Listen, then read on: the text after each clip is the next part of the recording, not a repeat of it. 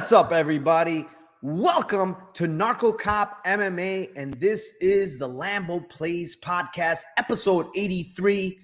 UFC Vegas 86 is Pfeiffer versus Hermanson, and this week Tim is going to be out. My co-host, he has some other plans, so I will have a guest today. Some of you know who it is, I guess, already. There was some spoiler going on, but maybe some of you don't, so maybe we can surprise you in a bit. He's not in here yet. So I did want to start without him here. I didn't want to delay it any further. I do want to shout out my chat per usual. Glenn Bott, what is up, my man? First one in the house. Mushroom is in the house. 2 more sleeps. That is exactly correct. Lucky Shot, what is up, man? Let's freaking go. Timothy Johnson, what up, man? Let's cash those tickets for UFC Vegas 86. Double Flush, what is up, my man? Thank you for joining. J888 says, yeah, those are not the right guesses, buddy. Darren, what is up? Can't wait for 298, 99, and 300. I know there's some very good cards coming up. Dumpy, congratulations on everything, Mike. Well-deserved, my friend. Now, will you autograph my wife? Stop with the nonsense, Dumpy. Thank you, brother. Undertaker, let's have another banging week. I love it. Grateful dude. Best of luck this weekend. Same to you, my friend. Jussie Q with the $4.99 dono. Appreciate you, my man. Thank you very, very much. I don't bet a lot, but I win a lot listening to you guys. Keep kicking ass. I appreciate you, my friend. Thank you very, very much. Bill Norman, thank you, my friend. Thank you for joining. Narrative Nation MMA, take all the time you need, brother. He says, thank you, man. I'm here now. Germ, what is up, my friend? I'm going to see Germ at LFA tomorrow. We are both going to the LFA card in Arizona here. Arturo, bonjour, my friend. Thank you for joining. Thank you for the show. Stay hot, gentlemen, says Arnun. Thank you, man. Appreciate you. Joshua Frick in the house. What is up? Dixon in the house as well. Soto, Dolo, I finally made it live. Thank you for joining. Yes, Freak says Scottsdale, Arizona is watching you. Let's go. Scottsdale's in the house. Ishu, what is up, my man? Pfeiffer got to be around 1 KO. Who knows? We will see. It's a little early for that one. But Nino, let's fucking go, my friend. Connor Burks? No. Wrong guess. Maybe we're going to get Connor Burks on the show sometime. Normal Joe, ready to go. What is up?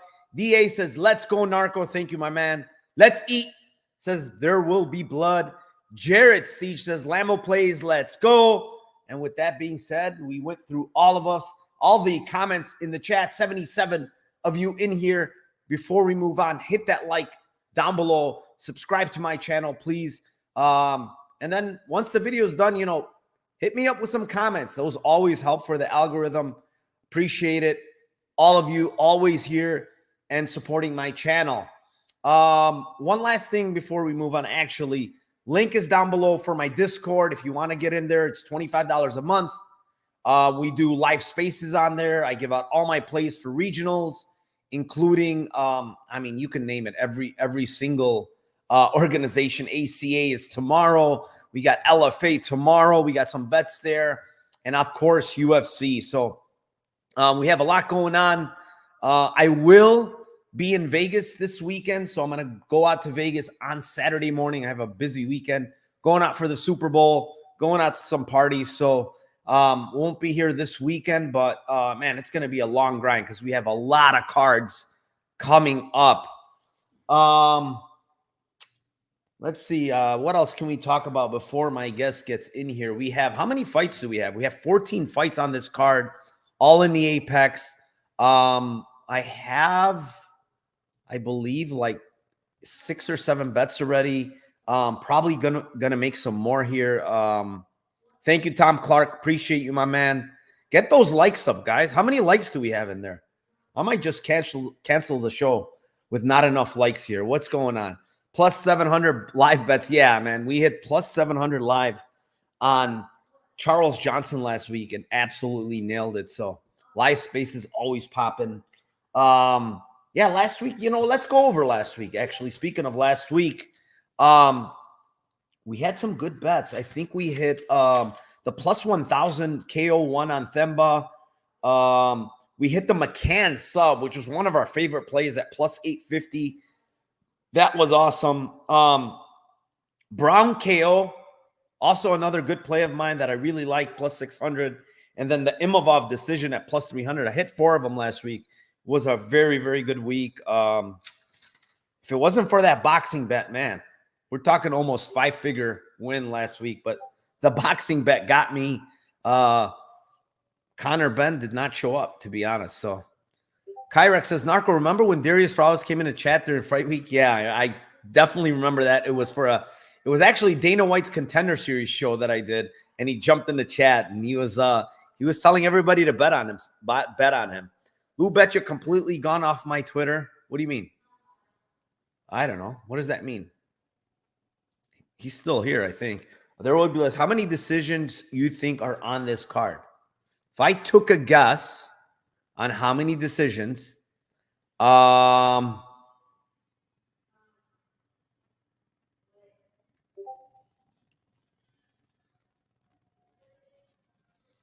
or 6 is my guess.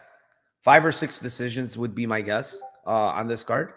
Honestly, I think a certain number of fights should probably go to the scorecards. We should have a decent amount of violence as well, honestly.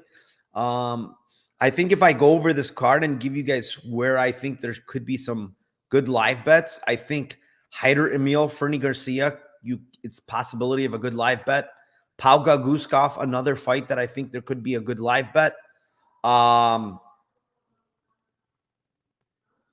Oki Kuyumba could be a good live bet based on Kuyumba coming in very, very late, short notice here. Obviously, Vieira Petrosian, you have to keep your eye on that fight. That's probably a good live bet spot as well. And then Poteria Brasic, that one as well. And Hermanson Pfeiffer. Yeah, there's a good amount of live bet spots in this card, in my opinion. What other questions do we have here? I'm still trying to stall here because my guest is not here yet. Molly by sub. Yeah, that was awesome, man. Last week, Molly, she made me a big bag with that sub. Do you like Ige? And at the price, he's around 270. I don't have a play currently on Ige at money line. I'm passing on the money line on that fight. I think it's kind of what's awkward about that fight? I find very, very awkward, actually. So Ige is minus 170, 175, and Feli's plus 145. The market seems to think that the split decision is plus 350, which is extremely extreme. That's about the lowest you'll see a split decision at. So basically, with that prop, DraftKings is kind of saying this fight is going to play really close. So yeah, it's kind of a pass for me. I do favor Ige a little bit because of the durability, but I also think Fili can mix in takedowns in that fight, to be honest. So I don't know. I have no idea. Give us the score of the Super Bowl. That is great. I don't know. Do you remember last year what happened? I think that's George. But last year, this is a funny story. I'll keep it at this and then I'll move on to the fights. But last year, I put in an exact score bet on the Super Bowl and I flipped it both ways. I think it was 34-31. I can't remember. But I flipped it both ways. I made the bet and I made the bet the day before the Super Bowl. I went to a party on Super Bowl day, kind of drank a little too much, came home, whatever, went to sleep. The game was over. I woke up and I went to log into my FanDuel or whatever. Yeah, FanDuel. I logged in and my count was like almost $10,000 more. I'm like, what? What the heck happened? And then I went to look at my bets, and sure enough, I hit the exact score at 330-1. It was the craziest thing ever. I think I won like 9,000 or something. It was the funniest thing ever. I didn't even know I won. That was the best part. Is I came home and I didn't even know I was a winner, and I won $9,000 on that. It was crazy, absolutely crazy. Do you like the price for Boone at plus 25? We'll talk about that. We'll talk about it. Let's see. Let me shoot my guest here a message really quick.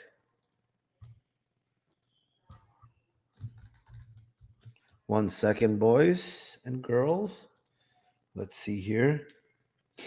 All right. All right. I just sent him a message. Let's see what he says. Yeah, so 14 fights. You know what? Let's just start with the first fight of the night, and then he will come in here and talk about it. First fight of the night, it is in the bantamweight division. It is the 15-0 Daniel Marcos versus the 25-11 Orichi Lang. And this is just in short, this is a striker versus striker matchup. I mean, when you look at Aori, he's a guy that moved up from 125 to 135. He's a boxer striker. He doesn't grapple much at all. He wants to keep it on the feet. He wants to, land this big shot. And, he has decent power in his hands. But to me, he's kind of a one-trick pony, right? He just comes forward, throws big shots. He's looking to possibly get the knockout, and that's about it. There's no deep layer to his game, outside of the boxing. So on the opposite side, we have Daniel Marcos, who is undefeated, 15-0, but his level of competition, honestly, is not very good. Obviously, his last win is a good one against Davy Grant. It's questionable if he won that fight. It was a very, very close fight. But it's a good win. Davy Grant is a hard guy to fight. He switches stances. He's got power in his hands. He's extremely awkward. He's a tough guy to fight. And in that fight, Daniel Marcos did his signature calf kicking. He absolutely destroyed his lead leg for Davy Grant. And what Davy Grant did is he just switched stances because he's so used to switching stances. He can fight out of southpaw. He can fight out of the orthodox. So when he got his lead leg chopped off, he went southpaw and fought southpaw, and he was doing well, right? Pressuring Marcos and doing decently well in that fight.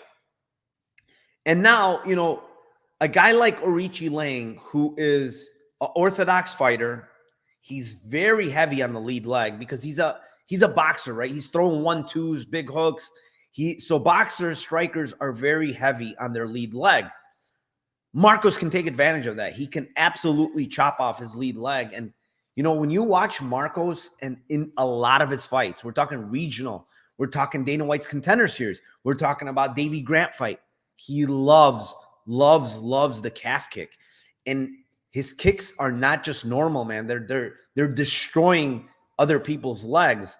And I think it's a big weapon in this fight, to be honest. It's just a tool that he can use to absolutely chop Aori Lang's skinny legs off. And the problem for Aori Lang is I haven't seen him really switch stances to southpaw to fight.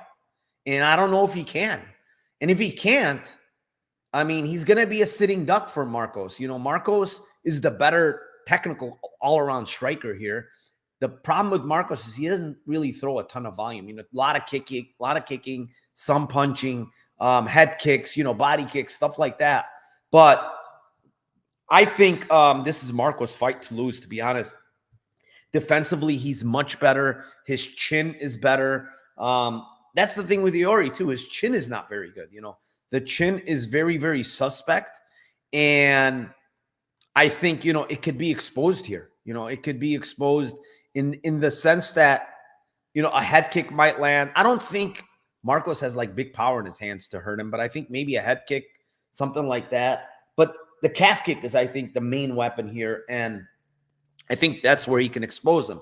Now, to talk about a prop that I love here, when I look at this fight, I feel like this fight probably goes to decision at a high clip, right? It's minus 155 to go to decision. I think it does, to be honest. There's really not much value in Marcos by decision at plus 133. I mean, as far as a Lambo play, because it's way under the threshold. However, Aori decision at plus 410 is a little bit more appealing, even though I don't like his side to win. I think if he wins, it most likely is going to be a decision, like where he just throws more volume and, looks better coming forward, possibly in a small cage. So plus 410, I mean, that's where I would play Aori here by decision. I don't think he's knocking out Marcos, to be honest. I think Marcos is one of those, tough Peruvian guys from South America that not easy to get out of there.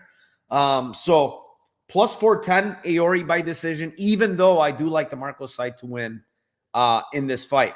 With that being said, I would like to bring in my special guest, who is actually a trooper because he just went through a long stream. So he's my brother from another mother, but we're going to ride 2024 together. We said that before the year started. We said we're going to crush 2024, and we have been crushing 2024.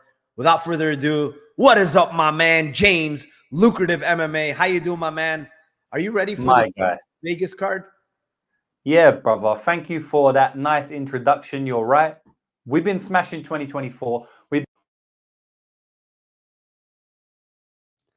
Your audio is on mute. I don't know why they keep doing this to me. Now I've got bad audio. You probably sounds ugly now. I'll try and fix that as I go. No, you're good. You're good. You sound good now. Not too bad, yeah? You're fine. I'm probably better now, though, right? Nice goal sit. You're better now. You're better now. So, yeah, we've been crushing 2024. Long story short, I appreciate you having me on. We had a mix-up with the times. Then I did my parlay stream, but the stream's done now. So I'm ready to go, bro. And I've been going for almost 2 hours. Oh, there goes your audio. I'm saying I'm in the flow and I'm ready to go. And they keep cutting me off. Fuck this mic here. Hopefully, they don't want to hear the bangers, bro. They're scared. The books are scared. They're muting you. They're cutting me off. You know that, bro. So are we on Marcos versus Aori? Marcos versus Aori. I do kind of like the Marcos side is from a guy that's gonna win the fight, but Aori decision at plus 410, I just think has some value, man. I don't think it's easy to knock out this guy Marcos, and Aori probably throws more volume here. I don't know. I think I was saying that before you got here. I said, Aori's a boxer striker, right? And we know boxers are heavy on their lead leg all the time. And, one of the main weapons for Marcos is the calf kick, right? He literally takes guys out with the calf kick because he kicks so damn hard. And we saw even in the Davy Grant fight, Davy Grant switched to southpaw, right? But he's a guy that can fight both orthodox and southpaw because he does it a lot. I haven't seen it with Aori, so I'm really not sure if he can switch to southpaw and fight, because that lead leg for sure is going to be there for Marcos. But go ahead, buddy. Yeah, I agree. I'm with you on the Marcos side, winning the fight. He's just a better fighter, man. And, you've kind of led me into what I was going to give out for the Lambo play. It's just about a Lambo. It's creeping on Lambo territory. But you've already said what I was going to say in large part, which is that Aori's leg's going to get hit in this fight. Marcos is going to land some kicks. And I can most certainly see him take out that leg and then just being able to land at will and finding a finish like he did against Simon Oliveira. I could also see him land a great front kick up the middle like he did against Lewis on the Contender Series multiple times and kick that face off. We've seen Aori dropped multiple times. Seen him dropped in the Molina fight. Just seen him deaded badly by Ayman Zahabi. So while I do think he's more than likely going to survive to a decision, like overall, Marcos' decision is plus 120. Marcos KO is plus 300. It's probably better in a lot of other books. I'm just looking at Bet Online right now. You could probably get it better than 300. But I'm going to give out Marcos TKO, man. Front kick up the middle to the chin, or maybe like a calf kick, attritional type finish. Yeah, I agree. And, KO is definitely live, especially when you got a guy that will just destroy your lead leg. And then, Aori has no movement, right? And when you have no movement, you're a stationary target. Then you just go to town on him. So, yeah, I could definitely see that as well. I don't mind that on the Marcos side by KO. That being said, let's move on. Fight number 2. It is in the featherweight division. It is the 8-0 Haider Emil versus the 10-4 short notice Fernie Garcia. And I will give this one off to you, James. I hate this fight in terms of like breaking it down. I don't have a good read on this fight. It's a short notice fight as well, which just adds more volatility into the mix. Obviously, Fernie seems tough, yeah. Like he ain't been defeated. He's never been finished. He hasn't been finished in the UFC, even though he's had 3 fights in the UFC and they've all been losses. Right? He still says tough in all of those fights. I actually bet on the over 1.5 rounds at plus money in his last fight against Rinya Nakamura, which is kind of funny that I went to decision, but he was very close to being finished multiple times there. But he showed his toughness, right? He showed his toughness in all fights, but most certainly that fight. I just think that because of those fights, the under 2.5 rounds may be a little bit underpriced. I think Emil's going to bring it. I actually bet on Emil to win inside the distance in his Dana White's Contender Series fight. And yes, he didn't finish inside the distance. He gassed out in that fight. It turned into a sloppy fight. Lots of grappling back and forth. Sonmez was kind of just surviving at points. But I do think Emil's going to bring it in this fight. No 2 fights are the same. No 3, 4, 5 fights are the same. I think that maybe someone gets a finish in this fight. Not necessarily for like an outright prediction, because I probably won't be saying that. But for a Lambo play, we look at the inside the distance here. Because the goes to decision props, we ain't getting nothing there, right? So I look at Emil inside the distance plus 265. I'm like, Garcia inside the distance plus 375. It's tough. Like, Narco, I'm not really seeing too much value here in terms of giving out a Lambo play. I don't really know what to say. I'm gonna give out. What am I gonna give out?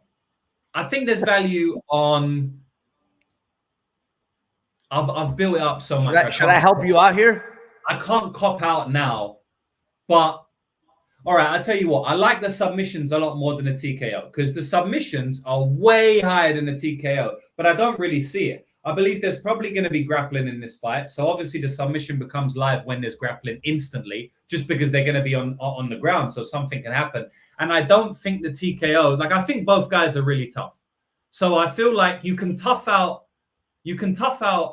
a KO, right? Like if you're getting hurt, you can kind of just survive. But if someone gets you in a rear naked choke, you're just going to go to sleep if you're tough, right? So I definitely like the submissions in this fight a lot more. So I'll give out either a middle submission or what's fight ends by sub? Can you give me that? Because that's better. Then it covers both bases. So fight ends by sub.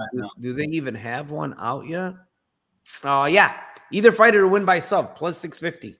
Yeah, that's fine. That's completely fine to me. I wouldn't like to pick a side because I honestly think like this fight is a little bit volatile in terms of the side. So yeah, man, I'm just going to give out fight ends by submission. I think both guys are tough, but I don't think you can tough out submission. I do think there's going to be grappling. And so, yeah, we'll go with that one. Yeah, I mean, I think you're right. You know, I've heard a lot of chatter, like people betting Emil. And I mean, I get it. Fernie Garcia's on short notice, right?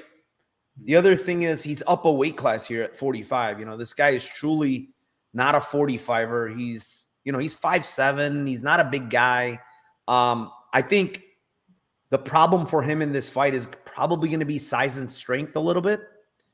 But the one thing I saw with Fernie Garcia that I did like is Rinya Nakamura, even though he's a 35er, is strong as a bull. I mean, this guy is a world-class wrestler, right? From Japan. Like, he just runs through dudes on the ground. And Garcia, I mean, to his credit, yeah, he was close to finishing sometimes, but dude fights out of, tough positions. And, I mean, the guy is extremely, extremely durable. Haider Emil on the other side, another guy that's very tough. Like you mentioned, both these guys bring the toughness. The problem I see with Haider Emil in a lot of his fights is he blows his load early, James. He just goes for it in a lot of his fights. And you could clearly see in round 3, the guy is just like gasping for air. He's holding on, he's getting very, very tired, because he's trying to kill his opponents early on. And when it's not happening, right, when the fight is actually extending, he's death gassing. And I know Garcia is not the best finisher, but I do think he does have some pop in his hands. Like, he dropped Brady Heistand pretty bad in that fight in round 1. He is taking this on short notice, and that's a little bit of the issue. But I have to play round 3, to be honest, on Garcia, just because there's a couple of things in my mind. First off, Hyder Emil blows his load. I already know early on. He just goes for the kill, right? Second of all, it's his first UFC fight. Number one. And we see a lot of guys, just from that alone, they adrenaline dump. It's their first fight. They get nervous. They do stupid things. And they, for Garcia, this is his 4th UFC fight. It's a little bit different, right? I think Garcia at round 3, I'm not even going to give round 2 because I don't think it happened. Round 3 is 2,200.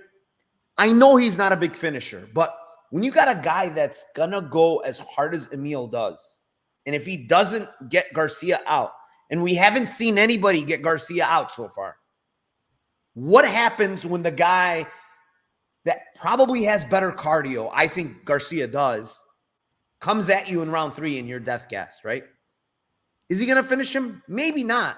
But at 22-1, I'm willing to take a shot on Fernie Garcia round 3 here. Yeah, I feel you, bro. I don't mind it. We saw Emil, like, if Emil was in there against someone who wasn't death gassed themselves, he would have been finished, bro. He would have been finished. Solmaz was more tired than he was. That was the problem. Yeah, and it's crazy. I bet on Emil inside the distance because I knew Solmaz would gas out and Emil brings it, right? So I just thought, oh, Emil's going to be able to take over.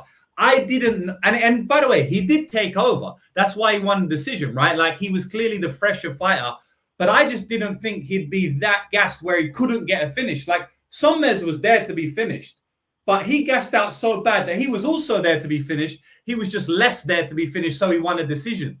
Bro, Solmaz was giving him his neck, like, choke me. Go ahead and choke me. He couldn't even do it, dude. He was so tired.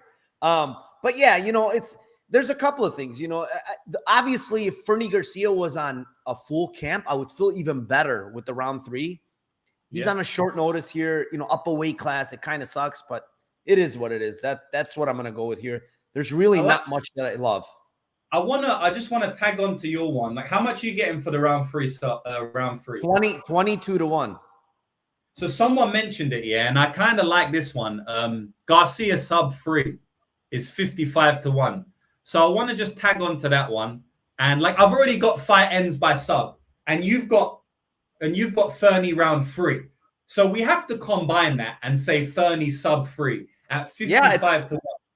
Like, most likely, I think, like, can he hurt him by KO too? Yes, but I feel like from watching Emil in round 3, the way he was shooting and just sloppy ass, he can get subbed for sure. Like, when you're that fucking tired and you're shooting these sloppy ass takedowns, right? Giving up your back, and the other guy is just as dead as you are. He couldn't put in a sub, but if the other guy is fresh or fresher than you are, he might be able to put in the sub. So 55-1, where the hell is that? That's a good line. That's what There Will Be Blood said. Oh, no, actually, that's what Jussie Q said. So I'm not 100% sure. 55. I'm seeing 45 on Bet Rivers. I don't see it anywhere else, but yeah, 55. 55-1 is juicy. Yeah, I might chuck something on it myself because DraftKings 55-1. Garcia will throw up subs. It's not like Garcia won't throw up subs. I know he will. He's only got a knockout under the UFC banner in the Contender Series fight. We know he did that, right? But he'll throw up subs. He tried to submit Rinya Nakamura in the last fight, and he was the one getting dominated in the grappling. He said, fuck it, I'm just still going to try and submit this guy. So, man, I think he could lock something up here. So anyway, it's a long breakdown. It's not super, like, confident, of course, but I don't mind it. Yeah. Let's move on. Fight number 3. It is in the light heavyweight division. It is the 6-2 Zach Pauga versus the 14-3 Bogdan Guskov. And I will take this one. Man, I mean, I don't know what to say about this fight because it's hilarious. One, I honestly, truly believe this. I think Guskov has some of the worst cardio I've ever seen in my life. I'm not kidding, because here, I'll tell you why. He has a decision loss, correct? In 17 fights, he has one decision loss, right? Yeah. In that decision loss, by the way, it's only a 2-round fight. So he didn't even go 3 rounds. It's not even a 3-round fight. It's only 2. In that fucking loss in round 2, he's dead tired, dead, completely dead, right? Then you look at his round 3 KO, right? He had a round 3 KO against this Nurlan guy who's terrible. This guy had mounted him, taken his back, everything, couldn't finish him. And then he gets up and lands, I think it was a knee. He landed a knee and knocked the guy out in round 3. When you go back and watch his last fight, and this is what caught my eye a lot, his last fight against Volkan, right? This guy has a lot of power in his hands. You could see it. Like, he has very good power. He has fast hands, good striking, right? When Volkan took him down the very first time, James, and he got up, he was already fucking gassed bad. He took a deep breath. You could see he was very, very tired off of one takedown. And then shortly thereafter, you saw Volkan take him down again and just submit him, where he just kind of gave up, right? Zach Pauga is not a great grappler. He's not a great submission grappler, right? But he has way better cardio. It's not even close. The guy can go 3 rounds. I don't think Guskov can go 3 rounds, especially if you grapple him. Pauga has mentioned that I'm not stupid. I know what this guy is good at. He has a lot of power in the feet. He throws hard, but I'm going to break him. I'm going to grapple him. I'm going to break him, and then I'm going to choke him. It's exactly what he said on his interview. Doesn't mean it's going to happen. But listen, this guy has a game plan. I know that watching his Instagram, the game plan is to grapple and wrestle. That's all he's been doing with Blades, with Devin Clark. You know, they're grappling out there. He's grappling hard against Blades. And I think they're going to come in here with a smart game plan. They're going to freaking grapple here. And is he going to survive round 1 is the question. Or is he going to get knocked out, which is possible, right? If I was him, I would cage clinch, get this guy tired, get him into round 2, get him into your world, take him down. And I think if he takes him down, honestly, James, he's probably going to submit him. I'm going to take round 2, round 3 here on Pauga. It's 650 and 1200. But I'm also playing the sub 2, sub 3, man. It's 1800 and 33 fucking hundred against the guy that has terrible. No matter what you think of Pauga, you know, he's a decision machine. But he's never faced a guy that gasses out as bad as this guy. So I think, honestly, I think Guskov is round 1 or bust, to be honest. I don't think he's getting it anywhere else. And I like Pauga here, round 2, round 3, honestly. Go ahead. You have a little bit of a different take on this one. I mean, not necessarily, because like everything you said is facts. Apart from the last thing, I mean, we won't get into a debate about who has the worst cardio, the Beverly Hills Ninja or Bogdan Guskov. I lean that it may be Guskov a little bit. Like, I'm not disagreeing with you, but man, not finishing the Beverly Hills Ninja is a bad look. But maybe that's why we're getting these massive prices on 2 and 3. Because stylistically, what we see from Guskov, how are we getting 2,200 on a round 2 sub? It makes no sense. How are we getting even 7-1 on a round 2 finish? It doesn't make any sense, does it? So it leads me to believe that it is because of that Beverly Hills Ninja fight. I mean, I completely agree with you. This guy's got 1 round of gas. Like, he does have 1 round of gas, right? Maybe like 1 minute of round 2 as well. But he doesn't have a lot of gas. So, but I also think that Pauga is there to be hit. I've seen him knocked out by Muhammad Usman, who is not the striker Bogdan Guskov is. Like, we can shit on Guskov. He's got some qualities about him, right? Of course. He was landing big shots on Volkan Ozdemir. Like, that's a fact. Now, Volkan took them kind of easily, didn't rock him too much. And then, obviously, he gave up in that fight. He got taken down. He got back up to his feet, though. And this is actually something I like to see from him. Like you said, he got back up to his feet after he got taken down. So that showed me that he can stay composed under pressure. Even when he gets taken down, he's not instantly done. And that was 2-3 minutes into the fight. He wasn't instantly done. He got back up to his feet. He landed some heavy shots on Volkan. Then he got cracked himself. He almost got knocked out. And then he got taken down and submitted. So I do think he has at least a little bit of resistance in him in that first round. I don't think he's instantly going to crumble. And so I think he's going to have ample opportunity to knock out Zach Pauga on the feet here. I think Pauga's there to be hit. I've seen him knocked out before, and I've seen Guskov land some shots. And the thing is, Guskov, the shots he throws are very unorthodox. You know, they ain't 1-2 down the pipes. They're like leaping uppercuts, big hooks. And I think that he's a fairly big guy. I don't think Zach Pauga is that physically imposing. Yeah, he does his little cage push and that, but I think Volkan's a much more strong, imposing guy, much more power, much more striking power at least. I think Guskov's definitely going to land in round 1. So I'll take Guskov round 1 knockout. I think we can get plus 275, maybe a little bit better. I'm going to have a look right now as we speak. Guskov round 1 is 205. I'm actually just going to say, for Lambo purposes, we say KO 1. I don't think he gets a sub. Yes, maybe he does, but KO 1 is plus 310 on one of these bookies here on fightodds.io. Yeah, plus yeah, so I'll go with that, man. Guskov KO 1. But I actually like your submission round 2 and round 3 a lot for Pauga. I may hedge it myself. If I'm playing Guskov round 1, I may hedge with the round 2. James, so we heard Molly McCann last week, and everybody said, well, she's saying it. She's not going to do it, you know, blah. This guy said the same exact thing. He said, I'm going to break this guy. I'm going to break him, and I'm going to sub him. And I'm going to choke him, he said. Sorry. He said, I'm going to choke him. I'm going to break him and then choke him. So, listen, can he knock him out or ground and pound him in round 2? Sure, he can. But that's why I'm playing the round 2, round 3. But I'm also I think it's going to be sub, so I'm sprinkling the sub. The way this guy tapped out to like, come on, Volkan is not a grappler either. You know what I'm saying? It's like Volkan is nowhere near a grappler. He looked like a black belt against this guy. You know what I'm saying? You just have to play it. Pepe says he doesn't know if you already covered this, but I like Fernie sub 3. That's exactly what we gave. I gave 3, and then James gave in sub 3. So yeah, that's the play we like. That's the big one. Hopefully that hits, man. There's usually like one every week that hits, and I know you're on most of them. So, bro, last time we done 55 to 1 would be nice.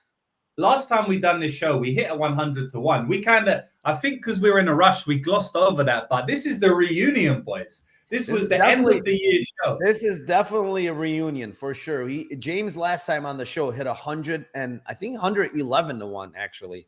We hit that together, bro. We hit that together. That was like a joint partnership. It was a great one. Great one. So yeah, we'll hit some ones. We're gonna keep it going.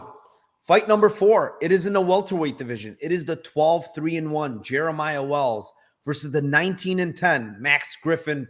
This one's yours, my man. This is a weird fight. I've gone back and forth on this fight in my own head many times. And like I said on my stream earlier, anytime I'm going back and forth all week on the fight, it's a massive, massive sign for me to pass. When I was first betting on MMA like 9 years ago, for like the first 2-3 years, I would do this a lot where I'd be like, oh, I think that guy's going to win. I think that guy's going to win. And then I'd make a bet on it. But after like 3 years, right, it took me a while, but I realized like, James, when you do this, you always burn yourself. So nowadays, man, when I'm going back and forth all week, I just kick back and I watch the fight as a fan. And that's what I'm going to do this week, right? I think Jeremiah Wells has outs to win, but I also think the guy gets hit clean a lot. I don't know much about the guy. I don't really trust him to make the right decisions in the octagon. Yes, he's going to go to his wrestling. Yes, he's smart because he stays on the outside, but he also makes mistakes. He's also sloppy. He gets caught in a choke in the 3rd round like we saw last time out. He got dropped about 10 times by Semmelsberger, at least wobbled many times. I don't really trust him too much. Even that fight against De Jesus on the regional scene was a bad look for him. Couldn't get any grappling going. Couldn't get his striking going. Kind of just got pieced up there. And I had to go back and re-watch that fight because I hadn't watched it this week. And then my man Luke, Sparring with Reality, shout out to him. We were speaking about this fight. He's like, yeah, they Jesus fight. And I was like, all right, I'll go back and watch it. And I did. And it's just like, yeah, man, it's not a good look. So I'm going back and forth is what I'm going to say, right? But I'm just going to get straight to the point and give you out a Lambo play because that's what you're all here for, not for an actual breakdown on a fight that I don't even know what's going to happen on this fight. So again, I don't really like anything here. I mean, Griffin inside the distance is plus 240. I mean, like, what am I getting on that? If anything, I go Griffin KO1 because the guy likes to drop people early. The guy does hurt people, and Wells can get hurt. I kind of feel like Wells might grind out a decision here, and that's plus 200. It's not Lambo territory. Griffin decision is all right because I feel like he could hurt him a couple of times. I'm going to go with horrible boys. I'll go with Griffin decision just because. What is it? What price is that? 4-1, 400. Yeah, I mean, that's not bad. Like I honestly think, yeah, Wells gets hurt, but he's hard to get out of there too. He recovers. Yeah. He recovers pretty damn good, man. And then, you know, he's so freaking strong that even when he's hurt, like, he can take you down. Like, he just strong. He's extremely strong. Yeah, I mean, that's a good breakdown of the fight. You know, he does get hurt. We saw him drop twice against you mentioned it, Semmelsberger. Even though a lot more as well. Like, he got dropped, but he was getting damaged that whole fight outside of the drops. Like, anytime he got hit, he got hurt. Yeah. It was kind of weird because he got hurt the first time, and then he was getting wobbled every time after that until he got takedowns. You know, but to be fair, like, Semmelsberger hurts almost everybody, which is freaking really weird. Like, he's got like 10 knockdowns, I believe, in the UFC. Semmelsberger, it's like something crazy. He hurts almost everybody. What is it? But 1 KO against Martin. He does not a finisher. But you know what's funny, James? He's very similar to Max Griffin. Max Griffin knocks a lot of people down, but doesn't get a lot of KOs for whatever reason. You know, the finishing instincts are not very good, you know. So, you know, can he hurt? Well, sure, he can hurt him. But to be fair, like, here's where I like the Wells side and why I like the Wells side. When I look through, you know, Max Griffin's career in the UFC, he's literally fought guys that have not grappled him whatsoever. Just standing with him. Every single one of them stands and you know, they just strike with him. You know, and even a guy like Ramiz Brahimaj, right? This guy's a wrestler. He comes in, fights Max Griffin, doesn't attempt a single takedown, bro, in that fight. It's like mind-boggling. So, you know, when you go deeper into his fights, the only real guy that grappled him was Colby Covington years ago, right?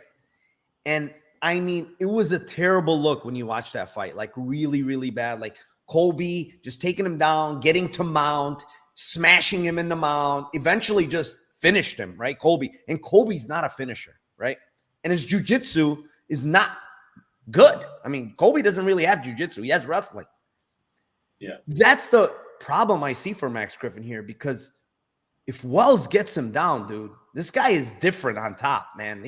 He will smash you with ground and pound, and he will look for a submission, you know, if you give it to him. Now, Max Griffin's never been subbed in his career. I think he's only been finished once, and that was Colby Covington.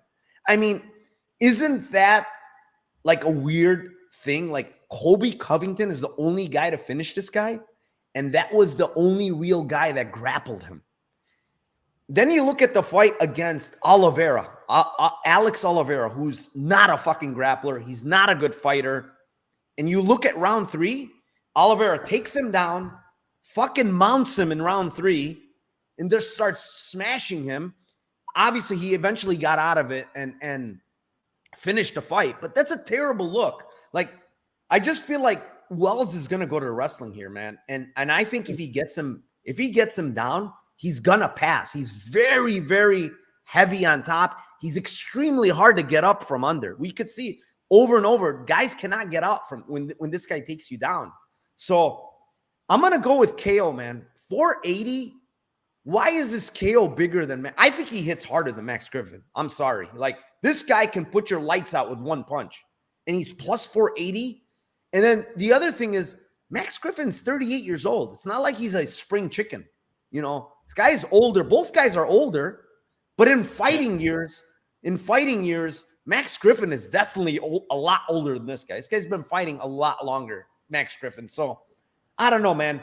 KO here at 480 doesn't make sense to me. He can get it standing, and he can get it via ground and pound. And then when you look at the fight as a whole, I think there's a lot more ways that Wells can win this fight than Max Griffin, in my opinion. So yeah, I do like the Wells side here, and I'm going to give the KO. It's 480. I think that line is off. The only contrary point I'll give to that one is like, you know, you mentioned the only time he got really grappled was against Colby, and that's the only time he's got finished.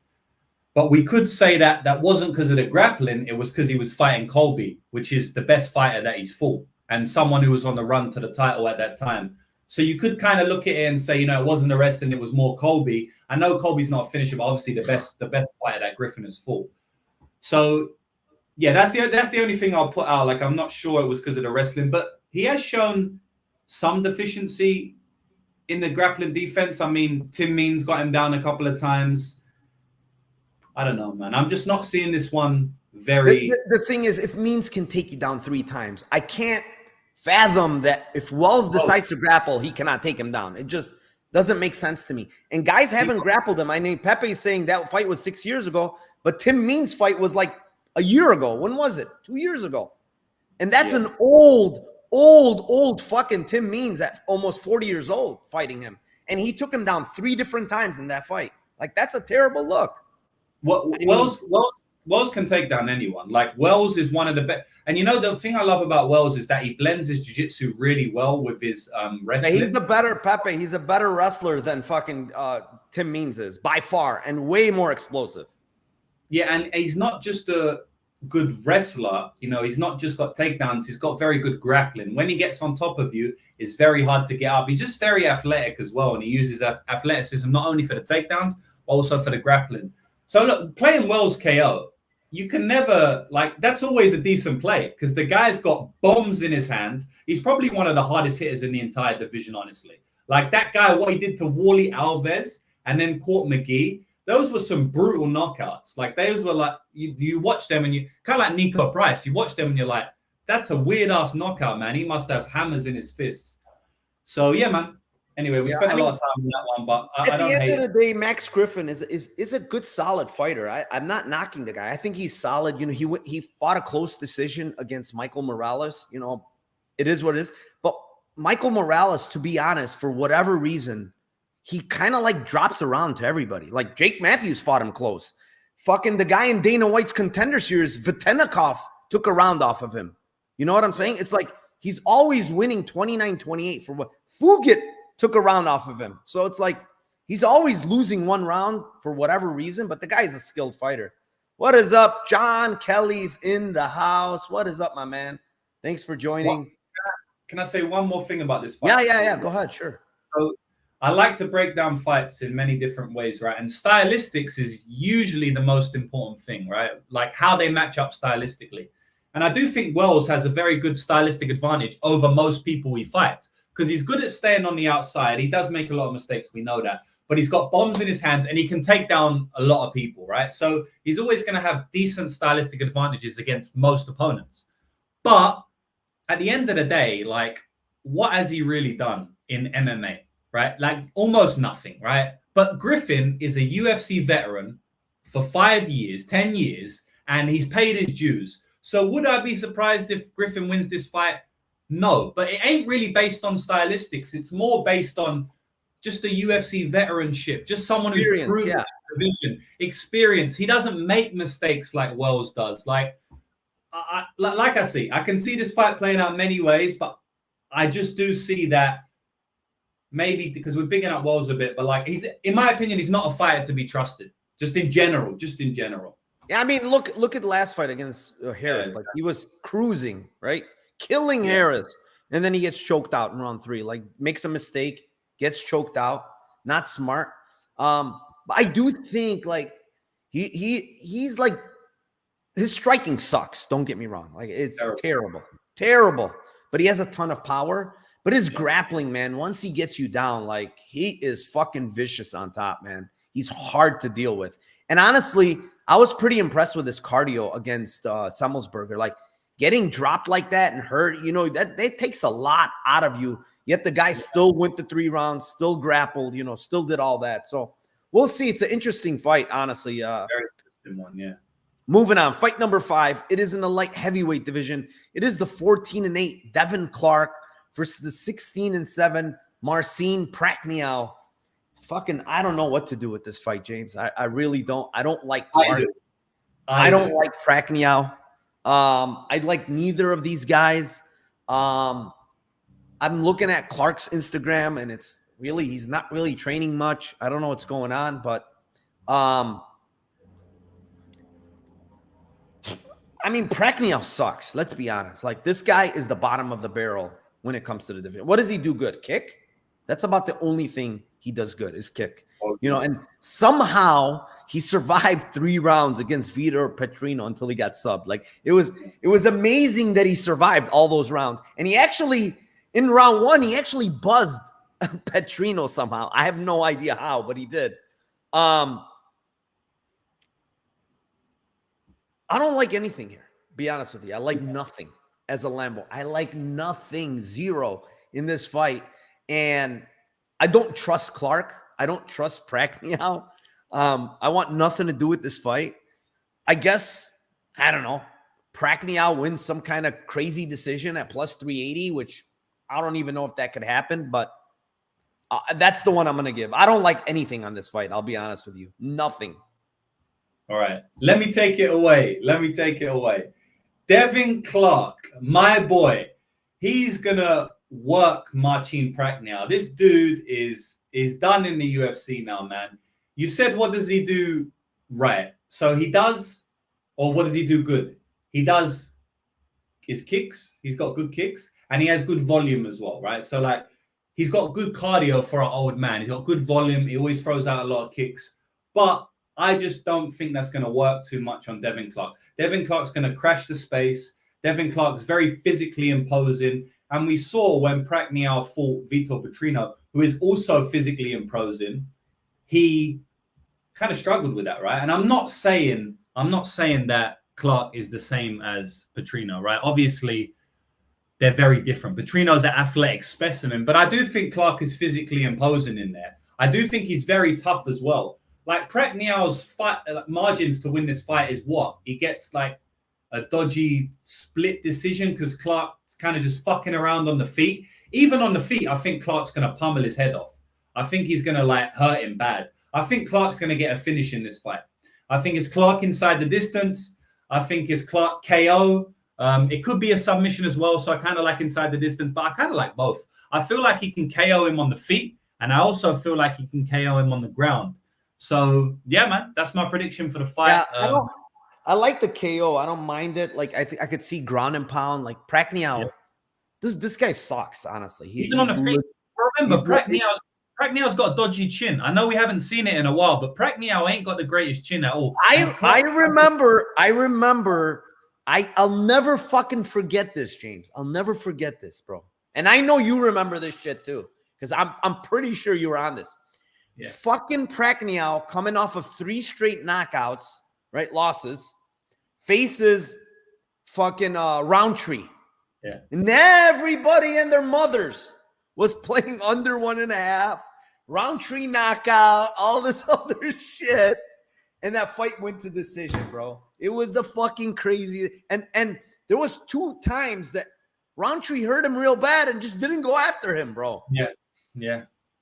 I know, that was crazy. I don't think I had a bet on that fight, but I know a lot of people did and they got burned. That's probably a good bet. That was brutal. Brutal. There's my guy, Kiwi Brew. Thank you for the $10 dono. Appreciate you, my man. Thank you very, very much, man. Appreciate you. Pepe says, Clark, my biggest bet of the card. Wow. Good bet, I think. I think Prachnio's drawing dead here. I think is equity is a split decision, like I said. And, you know, oftentimes we see this in MMA where fighters, they're meant to get knocked out by someone. Like Brad Tavares was supposed to get knocked out by Dricus du Plessis, wasn't he? He went to absolute war with him, though. His chin looked amazing. He went to war for 15 minutes, and then he gets knocked out in 2 minutes by Bruno Silva, who hits hard. But I'm just saying, like, Dricus should also knock you out. You know, Dricus is most certainly better and probably hits even harder, maybe, than my guy. So I feel like this is one of those spots where You wouldn't think Clark will get the KO, but Pacquiao's chin's going to show itself again. He could also get a submission. I like inside the distance, but I'm going to give out KO for the prediction or for the Lambo play. All right. Let's move on. Fight number 6. It is in the strawweight division. It is the 8-3 Loma Lukbunmi versus the 9-3-1 Bruna Brazil. Did you go first last time or did I, James? You went first. All right. This one's yours, my man. Yeah, so I don't think Loma should be this big of a favorite. I'm going to say that straight away. You know, I don't see how you get to minus 300 Loma Lukbunmi. She's a very small girl for the division. She's not a true strawweight. She's more of an atom weight fighting in the UFC's lightest division, which is only strawweight. They don't have an atom weight division. She would be fighting 105 pounds if she could. I think that Bruna Brazil is actually a level above on the ground, at least from top position. I think if she gets top position, I think she can go to work here.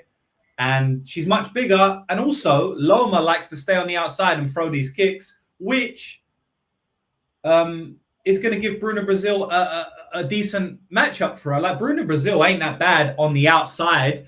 When girls pressure her, we've seen her crumble. But if it's just on an outside range fight, I most certainly think Bruna Brazil can have moments there. I don't think she's going to look at plus 230, plus 240 there. So, yeah, man, I like Bruna Brazil in this spot. I think the line's too wide. I don't see how you can get to Loma this price. And I'll also give out for a Lambo play Bruna Brazil via submission at plus 800. Wow. I am quite on the opposite end of the spectrum here. Man, I actually like Loma a lot, man. I you know, just watching her go fight to fight, you know, in her career in the UFC, like watching from her first fight and on, man, her grappling has improved so much.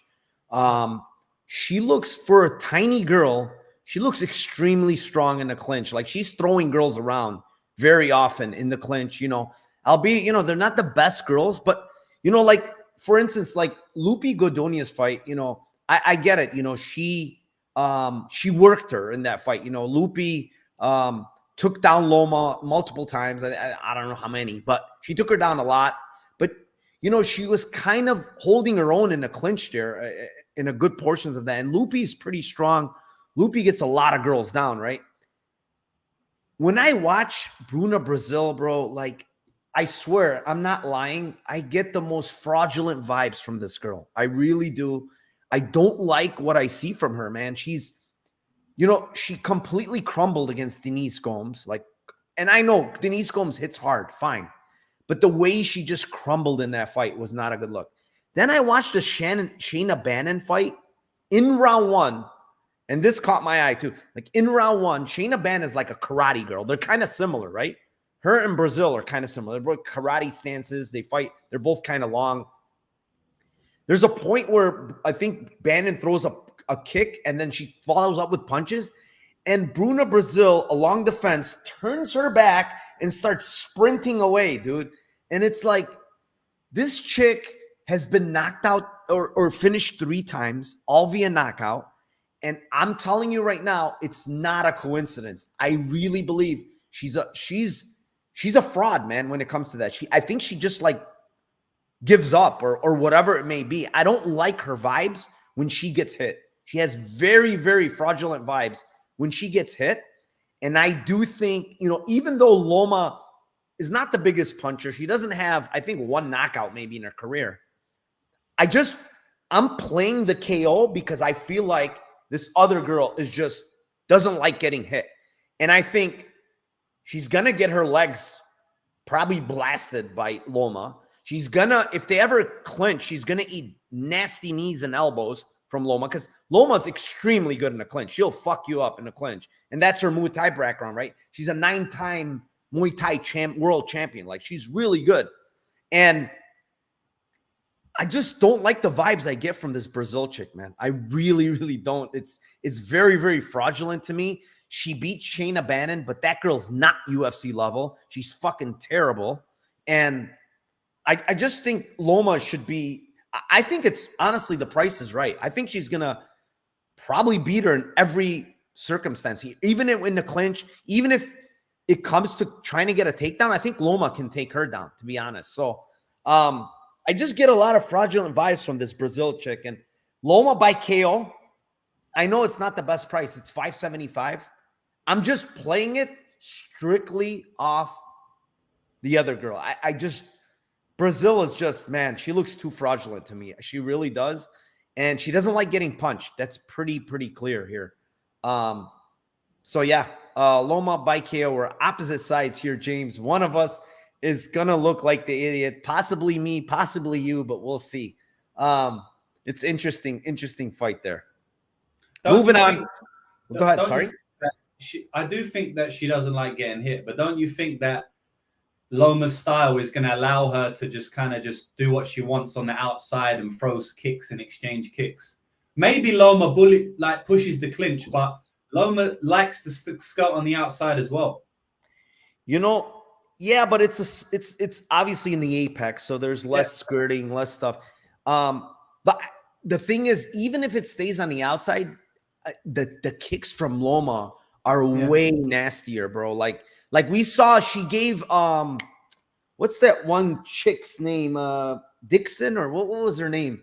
The girl that she gave her one fucking kick in the thigh, and her whole fucking thigh was black and blue. I can't remember who it was. Let me look. I'll tell you. But it fucking, man, her kicks are devastating. I think it was Elise. It was Elise Reed. It was Elise Reed, I believe. She fucked her up with one kick, man. She teeps everyone. Like, she's a Thai striker, so she's obviously got elite kicks.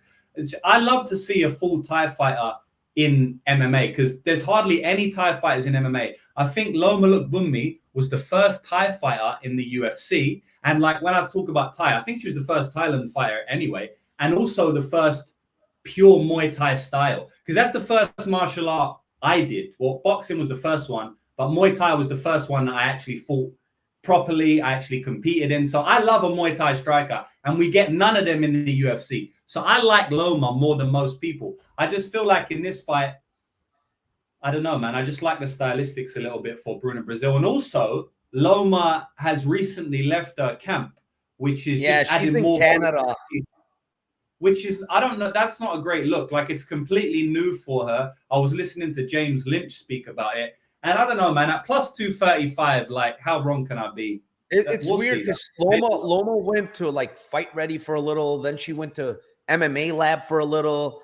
But apparently when she went to MMA Lab, I know for a fact, that same coach from where she is now in Vancouver or wherever the hell it is in Canada, that same coach, like, traveled with her to MMA Lab. So he was with her while she was in MMA Lab, and then they left together to Canada. I have no idea what's going on, but yeah, she's in Vancouver. She's shoveling a lot of snow, apparently, when you look at her Instagram. So, yeah, interesting fight. Let's move on. Fight number 7. This is another very short notice fight. We're in the lightweight division. It is the 8-1 Timothy Kuumba versus the 8-1 Bolaji Oki. And I don't think there's any props yet, is there? Can't really give a Lambo play here. Might have an over-under, but that's it. Yeah, there's I see some props. They probably just came out. Let me take a look. Let me take a look. No props. No props on this one. So yeah, I mean, I don't know, man. This Bolaji Oki guy, he has good striking. He's low volume. He's athletic. He has very good body shots, right? Got nasty left hook to the body, but I don't think he's all that, to be honest. After I taped this, before I knew the fight was canceled, I was going to bet Damir Hadzovic at plus 275. I really was, because I don't think this guy's deserving of minus 325 against a UFC level fighter. So he's kind of like a one-trick pony. He does mix in takedowns, but he doesn't really have control or jiu-jitsu. So, he's a striker. He's okay at striking. He's athletic. He's fought very, very low-level fighters. Even that guy Dylan Salvador sucks, to be honest. Like, that guy sucks. I just watched him fight the Filipino guy that was, like, fighting 3 weight classes up, and he didn't look good against that guy. So I don't know. Dylan Salvador is a glory kickboxer, but he's not very good in MMA. So I didn't take too much out of that fight. Timothy Kuumba, looked good against Vogel. The problem here is extremely short notice. at 55 too, I feel like he can get thrown around here just strength-wise. Because, you know, Oki is going to be the stronger guy. He's the more physical guy. Timothy, you know, he's not a 55er. That's for sure. Like, and Oki is a 55er. So that's where I kind of like think maybe he's going to get bullied a little bit. But I think Kumba is going to have a huge speed advantage, though. His hands are fast. He's got good boxing. He's got good footwork. But again, short notice. I'm a little sketched with his cardio too. Might be, you know, I don't know. His cardio kind of fades in round 3. But then that was against Vogel, and Vogel pushes at a crazy, crazy pace. So, yeah, I mean, I have nothing on this fight. What do you got here, James? I like Kawamba, bro. I like him overall as a fighter. I bet on him in his Contender Series fight against Vogel. I scored the fight for Vogel, but I thought it was a 50-50 fight. So I thought plus money at plus 150 or 60 or whatever I got for Kawamba was the right side. So I was happy with the bet. I think he's a good fighter, man. I think he's a very good fighter. I think he can defend takedowns well. I think Oki will be shooting. And you say that, you know, you're sketched out by his cardio. I'm actually sketched out by Oki's cardio. I don't think Oki has good cardio. And I think that Kawamba probably has better cardio than him. Also, Kawamba just coming off a big knockout like 1 week ago, or it was 2 weeks ago. Obviously, they didn't sign him. Yeah, they didn't sign him after the Vogel fight, which I was kind of annoyed about because I felt like he fought a good fighter in Vogel. Vogel's a good fighter. He pushes a crazy pace if you don't get him out there. And he's so tough. And Kawamba showed me a lot in that fight. I mean, I just felt like he was good. They didn't sign him. He got a knockout. And now he's coming back. Short notice, I don't love. Of course, you never love it. But you don't have to cut weight. It's up a weight class. So he'll probably be fine in that regard. I just don't like Oki. I don't think he's a great fighter. I wasn't going to bet Hadzovic because I was too much of a pussy. But I was potentially going to bet the over at plus money because I didn't think he was going to finish him. Hadzovic is quite tough. I thought, you know, he might get grappled, but I didn't think he was going to finish him. So, yeah, man, I like Kawamba in this spot. This is a full breakdown because we can't give any props out. But I think Kawamba knockout will be a big price.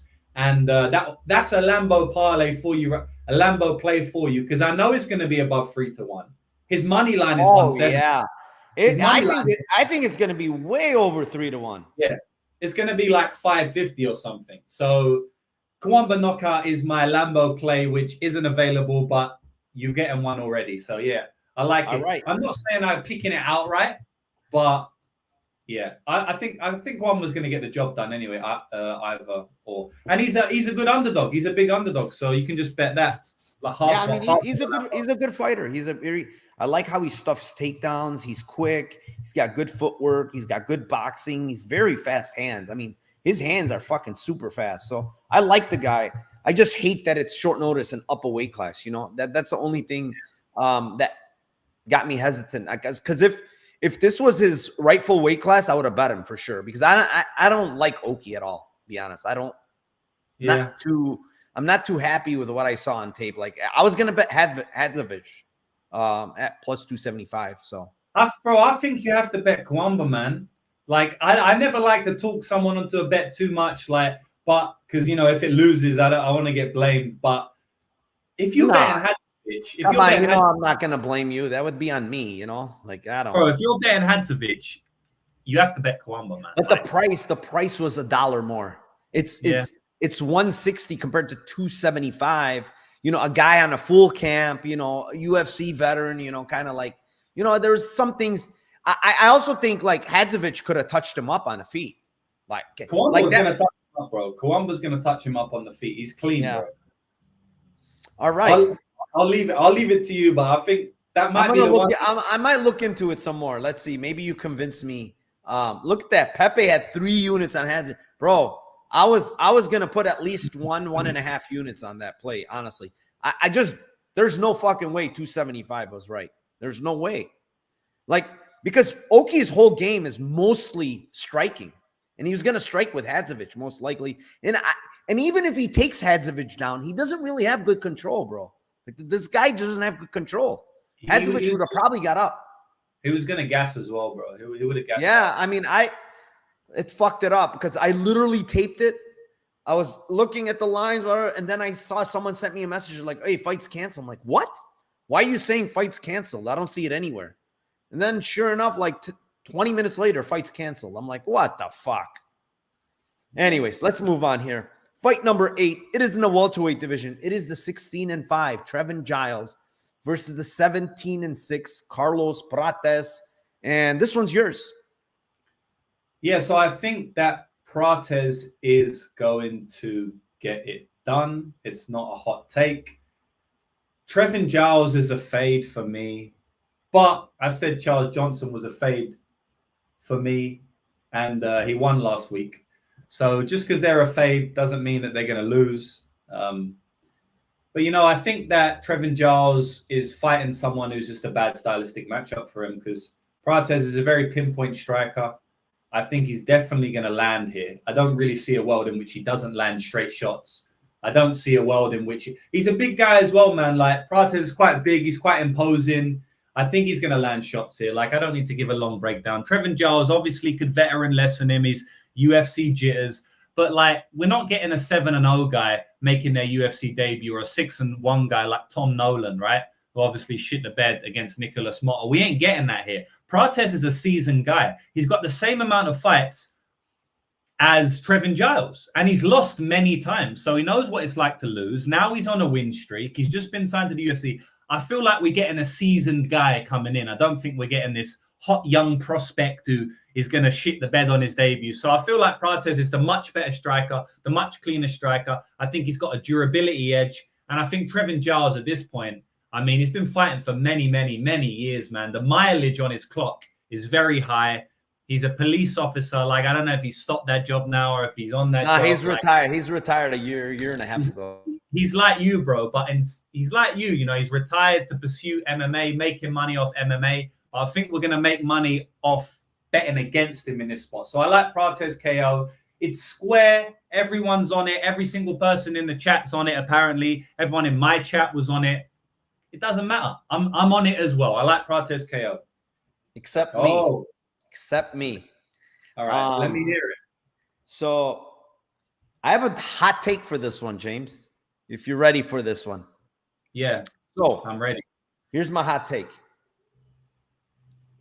Giles is exactly what you described him. I don't fucking trust him. He has a terrible fight IQ to start off with. Let's go there to start off. Like fight IQ is horrible, right? He's got all the skills, James. He's a good grappler. He's got fast hands. He's got good striking, right? But there's some skills he doesn't have, the intangibles. His chin is dust. It's not good. His fight IQ, terrible, no good. So right there off the bat, those are two things that are huge, huge red flags for me. I don't want to back someone with bad fight IQ and a bad chin. Like they're done. They're off my, I don't care what the price is. I can't back a guy like that, right? Prates, on the other hand, is a sniper, man. Like he's a very good Muay Thai guy. We know that. He's got that laser straight left hand. I mean, that thing is a missile. And he puts people out with that thing. He's got those. You know what I like about those little short stepping knees to the liver he throws? Man, he crumbles people with those things all the time. But there's something here I think that people are not seeing that I kind of feel like I'm seeing. Giles has been sub 3 times, and they've been good grapplers, okay? But Giles, believe it or not, has put himself in 13 fucking sub attempts in the UFC. It's like every single fight, he puts himself in some type of submission, right? This is the thing. Prates is a black belt in BJJ. He's not some slouch. Yeah, he goes for the kill on the feet. He likes to knock out people, guaranteed. But if you grapple him, he's going to go for subs off his back. He's going to go with guillotines when you're trying to get him a darce. He's very long. And when you watch the fight against the very good wrestler, the Russian guy that he lost the fight. Prates lost that fight. He had that Russian guy in 2 terrible subs, dude. Very, very deep. But that fucking Russian guy fought out of him. Like, just a strong Russian wrestler. And he fought out of those subs. Can you not see a world where Prates hurts this guy and then suddenly Giles shoots like a dummy into a guillotine into, you know, something like that and he just taps? Of course I can. This guy's a black belt as well. He's not like some slouch. He trains with the fighting nerds. Most 90% of those guys can grapple at the fighting nerds. So submission is plus 800. I'm going to definitely take some of that submission prop here because I'm telling you right now, he's live to sub Giles. Giles is not a smart fighter. He puts himself in submissions 13 sub attempts. It's incredible. I had to look at it over. I'm like, what the fuck? This guy's allowed the most sub attempts out of any fighter I've ever seen. So what fights? I know in the James Krause fight, he was in a lot of trouble. 3 times against Parsons. 3 different times against Parsons. Literally every fight. If you look at it, Louis Koski had a guillotine on him. Koski had a guillotine on him. That fraudulent guy had a guillotine on him. Dolice had a couple. You know, Dolice is a good fighter. Krause had 4. Zach Cummings got him. Mearshart got him. So it's like almost every fight, this guy's into a submission. This guy's a black belt. He's not like some slouch grappler. He's a striker first, a Muay Thai guy, but he can grapple. And the other thing is, James, I love to play sneaky subs with guys that are very long. He's very fucking long. He's got those long arms, the long limbs. He can get it. And 800 to me is off. I played his sub prop in Dana White's Contender Series. I went back, I played it. Obviously, he knocked that guy out because there really wasn't much grappling. But I do think Giles is going to have to grapple here. What's he going to do? Stand with this guy? If he stands with him, he's going to get put to sleep. So, yeah, plus 800, a little bit of a contrarian take from everybody else in the knockout. I like Prates sub here. I will say, you don't play the KO. Like I said, I'm picking the KO, right? But I'm not playing it. I played Prates money line, actually. He was like minus 200 when I played him. Now he's minus 240. I felt 200's fine. But yeah, I wouldn't be playing it. I didn't give out a Lambo, bro. So the Lambo, I just forgot. What I'll give out is round 2 KO plus 550. Easy. Yeah, I mean, if it extends, he can get it in any round anyways. Yeah, any round. Giles is a ticking bomb, bro. Giles is a fucking ticking bomb. Moving on. I just like one. Like I like round. I like round 2. He's been finished like round 2 and round 3 quite a lot in his career. If you look back at his career, and I feel like he might start off decent here. But yeah, man, Prates KO 2 for me. He kind of always starts out like even against Morales, he started out good. He took him down. He was doing well, and then he crumbled. Yeah, and he crumbled. Yeah, and then he just fucking fell off a cliff.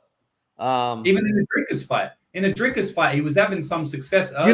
You know, I honestly thought about KO Pepe, but when I watched this guy Prates, I think his chin is very fucking good, man. I really think his chin is extremely good. I know he's been knocked out before.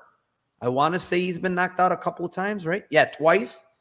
But man, his chin looks really good to me, man. I mean, anybody can get knocked out. Don't get me wrong.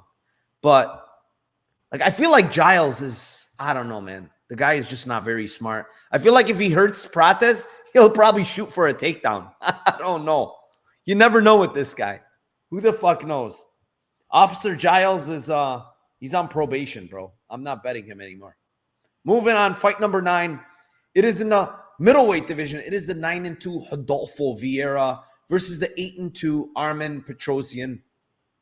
I mean, this is from a money line perspective, for me, this is a no-brainer for me. Like, it's the same line that it was last time, right, in Brazil. But it's in the apex, which definitely favors Vieira. There's less room for Petrosyan to skirt around the cage and get away and try to fend off takedowns. The guy has, I mean, numbers-wise, he's got 36% takedown defense. I mean, it's pretty fucking bad. You know, he's faced decent grapplers, but even the guy from fucking Dana White's Contender Series was getting this guy down like crazy. You have one of the best grapplers facing this guy, and this guy has a 36% takedown defense. Like, I have to play Vieira here. Like, it's just a kind of like a system play. Like, I have to. It's a small cage. Everything points to Vieira here. Can he get knocked out? Of course. Like, We've seen him get hurt. We've seen him get rocked. But Vieira, sub 1 is like 440. Sub 2 is 750. They're not the best prices, but I think if he gets it done, he gets it done in those 2 rounds. But I'm also not overlooking the fact that can this guy gas? Can this guy get knocked out later in this fight? 100%. Like, I do think Arman can get him out of there later as well. So it's like one of those fights where I play kind of Arman later. I have to play Arman later here, man. Like, just to cover my ass, because I do think round 3, if it gets to round 3, I'm pretty sure it's going to get sketchy for him. And, that's not good. Like, if it gets to round 3, it's probably a bad sign for Vieira, to be honest. Like, that means he took him down, he couldn't finish him, and probably he's going to get gassed out by round 3. And, Arman has a good gas tank, to be honest. Whether, you like him or not, the gas tank is there, and he still throws hard in round 3. So I like Vieira here, though. I can't overlook this matchup. Like, it's just not. But I am going to sprinkle round 3 KO. It's 1,400, bro. Like, you have to play round 3 KO here. I think you have to. It's just the price is too good.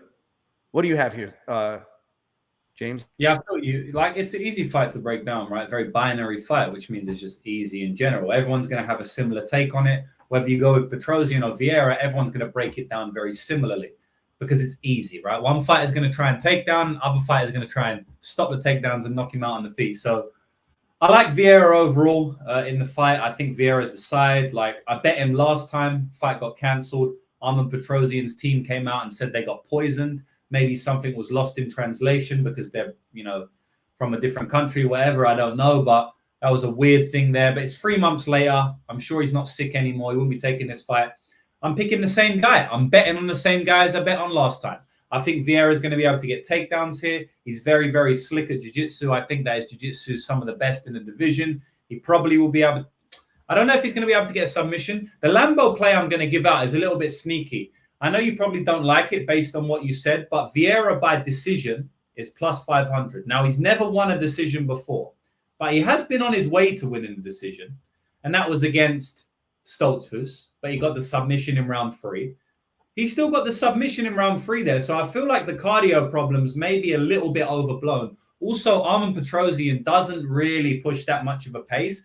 He throws a lot of volume, right? But it's not the same as pushing a pace, right? Because volume alone won't make your opponent break. It's more of the pace and pressure, because Max Holloway throws volume, but he does it moving forward with a lot of pressure and pace. Petrosian will kind of stay on the outside and throw volume, and I don't really think he pushes enough of a pace to completely make Vieira break. Now, maybe he just breaks anyway because he ain't got good cardio, and we're yet to see that happen. Maybe it will happen, right? We saw that in a fluffy fight a little bit.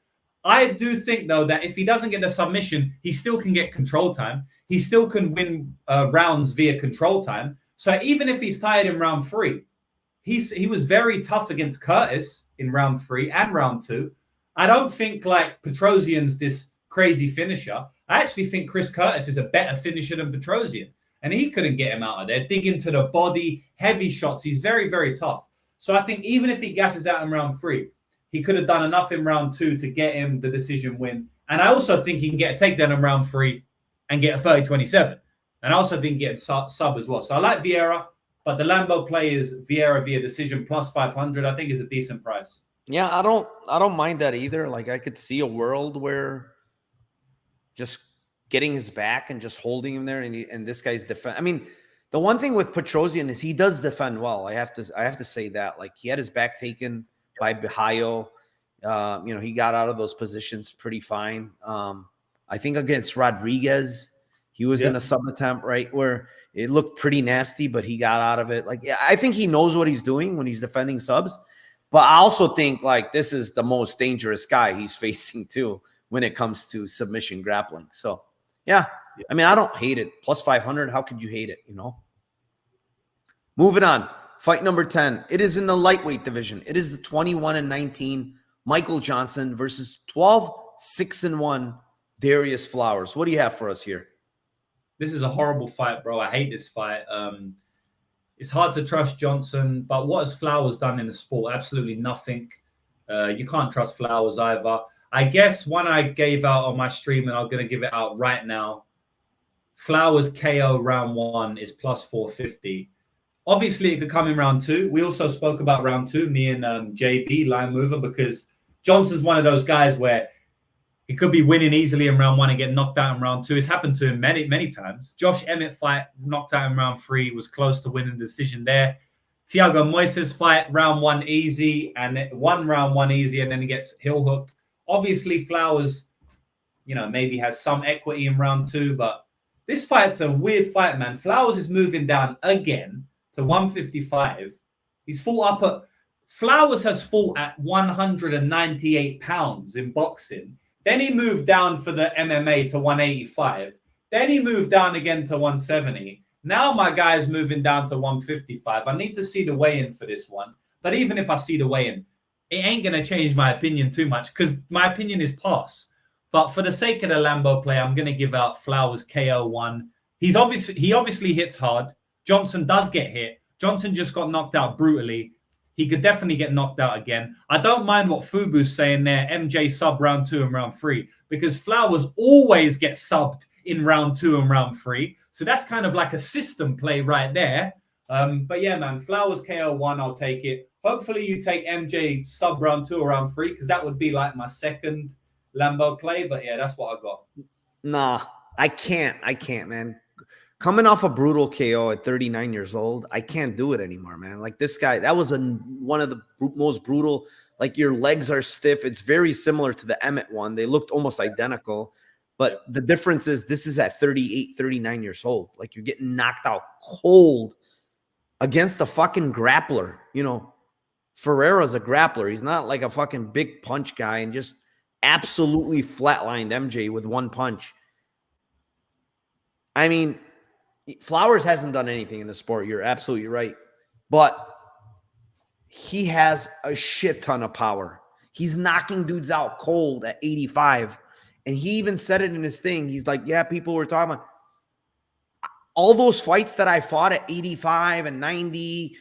I didn't cut any weight, he said. I just came off the couch, just walked in and fought and knocked those dudes out that were much. He goes, I was fighting Jolly the Green Giant, he said. Because those guys were way bigger than me. I shouldn't be fighting at that. He did say that his weight cut was perfect. He's on weight in the media. That's what he was saying. He said he feels the best. He's actually training out in Vegas full time now. I think he's going to KO Michael Johnson, man. He hits too damn hard. And if he touches that chin, Michael Johnson's going to sleep, in my opinion. So I don't know what round, James. I really don't know. I think 1-2 obviously makes the most sense. I don't think he's going to get it later in this fight. He's cutting to 55. We don't really know what his cardio is going to look like, but 1-2 knockout for Flowers is 260 on FanDuel. That's what I'm going to go with. I think he can knock him out in 1-2. I like his side, honestly. I don't like MJ at this age. The knockout is big for me, like the way he got knocked out. You also, even though he's a vet, you start questioning yourself, bro. Like 39 years old, getting flatlined like that. And now you're facing a guy that hits extremely hard. Like you could talk about Flowers and he's awkward. He's extreme. His punches come from like all over the place. So, Johnson can touch him up. Like Johnson's a good boxer, right? Very nice straight lefts. But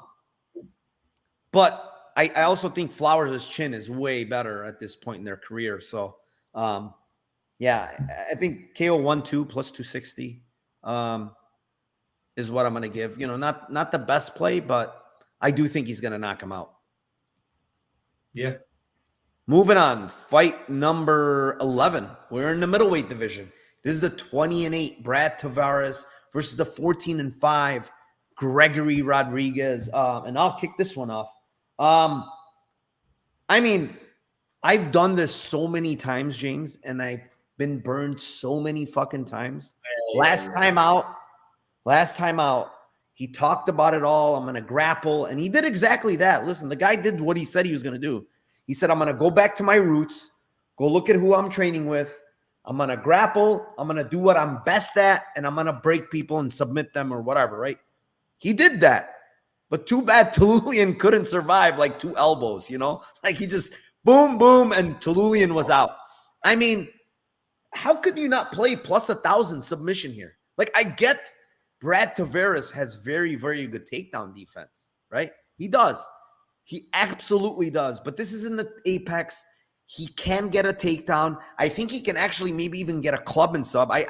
Rodriguez's striking is very good as well. Like he's not a slouch when it comes to striking. So the difference in how I think the takedowns happen here, James, is the fact that Brad Tavares has striking to worry about as well here. Like because Rodriguez is a very good striker. So if he mixes in the striking with a takedown, I think he can get it. And who knows, bro? Plus 1,000, like I'm gonna have to burn some more money here. I'm probably gonna burn more money, but that's my Lambo, dude. It shouldn't be that big, honestly. It really shouldn't. Yeah, like if they give me 3-1 on the KO, I would have gone with that. But KO is 200. I can't go with KO. I'm gonna give submission out as well, bro. I have to call it how I see it. Plus 1,000 is huge. I see that on one book. So say what you want. Plus 1,000, you can get it for 750 on Bet Online. You can get it wherever it is, whatever. 7, 8, 9, 1,000. It's all good in my opinion. I don't think he's going to sub him. To be honest, I think he's going to knock him out. Like I do believe he's going to knock him out. He's got very good submission. He's got very good takedown defense. And I feel like G-Rod likes to pound the way. We've seen it time and time again. Tululim fight, he loved the knockout. He loved the ground and pound. Jun Young Park fight, he just basically slobber knocker. He did go for a submission in that fight at the end of the first round. He got the body triangle and he went for the submission. He did go for a submission against Petrosian. He definitely tried to get it. But we have seen time and time again, he's also goes for the knockout on the ground, right? Chidi Njokwani, he finished him via ground and pound. So overall, I think it's going to be a knockout, but I can't give out 2-1. So yeah, man, Rodriguez submission. What about the round knockouts? But the thing is, I don't want to guess around. I think he can knock him out in any round. I think that's a complete guess because he really can knock him out in any round. Yeah, he's got decent. He gasses a little bit, but like his cardio is fine. He carries his power late. I'd say that whether he's gassed or not, he still carries his power. So I'll go with his submission with you. It's kind of annoying because I think he's going to knock him out, but I ain't betting 2-1. I have to donate to 10-1. I just have to donate. Like it's fine. Like it is what it is. Yeah, Tavares probably not going to get subbed. He's never been subbed, I think, in his career, and he's actually hard to get out of there in general. Like even the fight against, to be honest, like I went back and watched it. Even the fight versus Bruno Silva, I think it was a little bit of a quick stoppage. If you watch it back. Like he complained right away. He's like, dude, like what the fuck? Why'd you stop the fight so quick? Yeah. And I don't think he was like knocked out cold or anything. Like he got dropped. But yeah, like I think he's a very, very durable guy. But he didn't look good in that Weidman fight. In the Weidman fight, he looked like he did not like getting hit. Terrible look because Weidman was on one leg, bro. Maybe no legs. He was probably on no legs because he got both legs chopped off.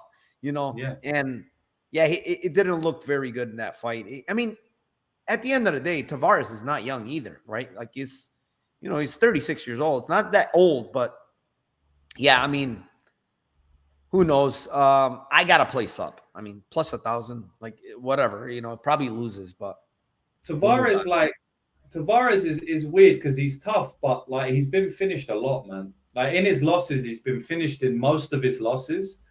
And the one that he should have got finished in the most, he went to a decision with Dricus du Plessis. So, like, I feel like that overshadows a lot. But, bro, the guy's been finished quite a bit, man. Yeah, Bosch finished him, which is a little iffy. So, yeah. Back in the day, yeah. And he got finished on the Ultimate Fighter.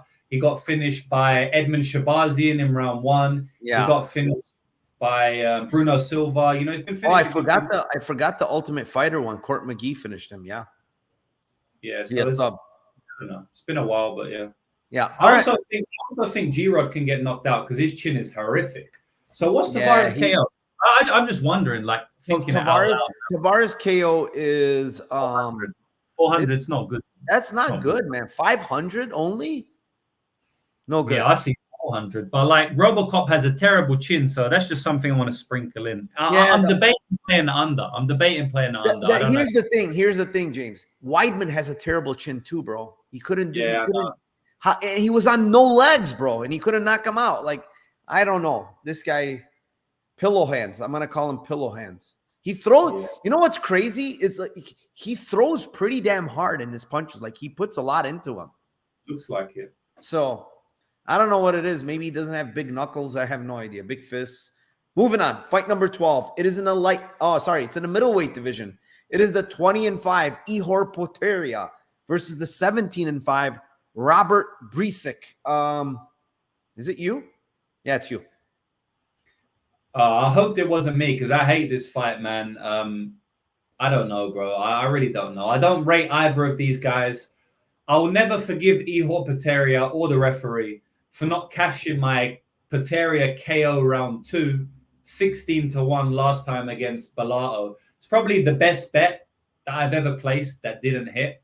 So rest in peace to that one. I might have to go back to the well, honestly. I think Poteria's got a chance to get a knockout in this one. But something I'm going to give out is something that Line Mover kind of like pushed me onto earlier. We spoke about it a little bit.